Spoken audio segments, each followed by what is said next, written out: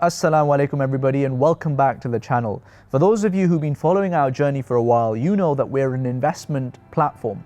However, today we're going to be looking at the other side of the investment coin, a side that many people overlook to their detriment. What's this other side of the coin that I'm talking about? Zakat, that 2.5% wealth charity tax that Muslims have to pay from their wealth every single year. No, don't turn off. This is not a video that's going to give you a sob story about why you should be giving zakat. This is a video that will give you the arguments from economics that tell you that giving zakat is actually going to make all of us, including you, better off financially. Yes, you heard that right. If zakat is paid, gathered up and deployed properly, it has the potential to eradicate poverty from the Muslim community. And that actually makes all of us financially better off. Not to mention, of course, the massive reward that we will get in the akhirah for giving zakat as well. In this video, we'll dig into why giving zakat is beneficial for the poor and you. Secondly, the two secret sources for supercharging your zakat's impact. And finally, I share my review of NZF, the charity I give my zakat to. As this video is about zakat and NZF, I asked NZF if they'd be kind enough to partner with us on this video, which they agreed to. So many thanks to them for making this video possible. If you're new to this channel, Islamic Finance Guru, IFG for short, is a halal investment and personal finance platform where we analyze, compare and review all the latest and greatest investment products and financial services that are coming out of the Islamic finance world. Our mission is to help Muslims get wealthier everywhere and put their money to work. If that sounds like it's up your street, then please do like this video, please subscribe to the channel, and please feel free to share this video with your friends and family as well. If you'd like to chat with me or tens of thousands of like-minded others, then please do check us out on our Telegram groups and join the community. The Quran tells us that zakat has to go to a very specific set of 8 people. Most people know about the poor and the needy aspect of that, but there are 6 other key categories that most people don't know about. These include zakat collectors, to soften the hearts of people close to Islam, to free slaves, to get the indebted out of debt, and in the path of Allah subhanahu wa ta'ala as well. Now, this isn't a video to go into the thick minutiae of what each of these categories mean, but what should be very clear is that zakat is not any old kind of charity. It's a specific kind of charity to a specific kind of people, and the ethos of it is very much to look after the community, community building and community enabling. In fact, some Islamic scholars don't really see it as charity at all, and they would label it as an Islamic wealth tax, but of course one you get rewarded for. Zakat is all about getting the community back on its feet and firing on all cylinders. It's about getting that productivity back into the community. That has a massive impact. Let me explain. When you spend your zakat on people in your street, when you spend on their expenses, their education loans, their shelter, what you do is not just benefiting them, it actually benefits the community at large, and of course it benefits you as part of that community as well. When that kid you helped get to uni comes back and buys a nice house in your area, when that relative who you helped get back into work starts earning, the area as a whole becomes more affluent. You see nicer shops pop up, house prices go up, the place becomes cleaner, more jobs are created, and what you see is that actually more zakat is actually now going to be given because more people are due to be giving zakat. The net result is that the community as a whole has become far more vibrant and prosperous due to the actions of those people who gave zakat in the first place. There are 2 key secret sources to supercharging the impact of your zakat. We've already mentioned them implicitly, but let's state them explicitly. First, make sure you're giving locally, and secondly, make sure you're giving in the highest impact areas you possibly can be. Giving locally is absolutely vital for 2 important reasons. The first is that the Prophet encouraged this, peace be upon him. When he sent Mu'adh to Yemen, he said to Mu'adh, take the wealth from their rich and give to their poor. He didn't say send it back to Mecca or Medina, he said spend it there. The second key reason why giving locally is important is because otherwise the poor that are right next to you will get ignored and they won't get the help they need to get back on their feet. Let me explain.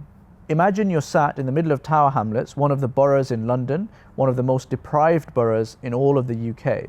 And let's say you pay £1,000 of your zakat and you send it to Pakistan. And that £1,000 goes to Pakistan and it helps the poor over there. And mashallah, that's great, and that's that. But your relative or your neighbor who's next door to you, who is struggling to pay his rent, still struggles to pay his rent. And in a year's time, who knows where he may be. And the problem is, if you and everyone else in Tower Hamlets makes the same decision, then all of the poor of Tower Hamlets have no one to turn to. Now imagine if you gave some or all of your zakat locally in Tower Hamlets. What happens now is your neighbor or your relative who's struggling financially is able to get back on their feet and is able to hold their head and proudly be able to go about their life. And even more importantly, because you're giving locally, you can see the direct impact that your charity is having. You are connected to your charity, which is so important. The second secret sauce to giving effective zakat is to donate to areas that are long-term in view and also highly impactful. In particular, donations to employment debt or getting people back into work is highly impactful, because what it does is it enables these people to go ahead and actually start earning and doing better for themselves in the long run. At this point, the community as a whole benefits from that zakat. It's that classic adage, isn't it? If you give a man a fish, he'll eat for a day. If you teach a man to fish, he'll eat for a lifetime. And what we don't want to be doing with our zakat is constantly firefighting. What we want to be doing with at least a portion of our zakat is actually building the fire station and the fire brigade and teaching people how to make sure that the fire doesn't come about in the first place. If we're not doing that, we're not actually solving the core of the problem. I've been a big fan of NZF for many years, and for 4 key reasons. The first is that they give the zakat locally. The second is they give zakat in high impact long-term areas.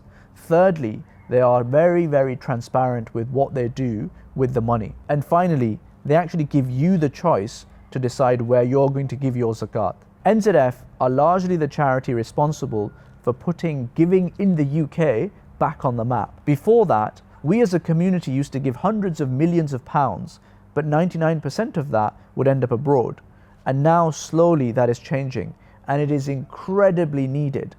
44% of Muslims live in the 10% poorest constituencies in the UK, and around half of Muslims live in poverty. How do you think it makes that half that live in poverty feel when they see that the other half is spending all of their zakat money abroad and abandoning the half that lives here? NZF have a number of funds, but 2 of the funds are the Employment Fund and the Education Fund, 2 key areas that are going to get people back on their feet and make something of themselves in the future. This is super impactful because you solve this and you unleash an absolute torrent of talent from our community. NZF have consistently impressed me with how they use technology to be really transparent with where the zakat goes. They've brought out 2 really cool tools this Ramadan. One is Zakat Live, which shows you exactly in the UK per borough how much zakat was collected in that borough and how much was donated within that borough as well, and the shortfall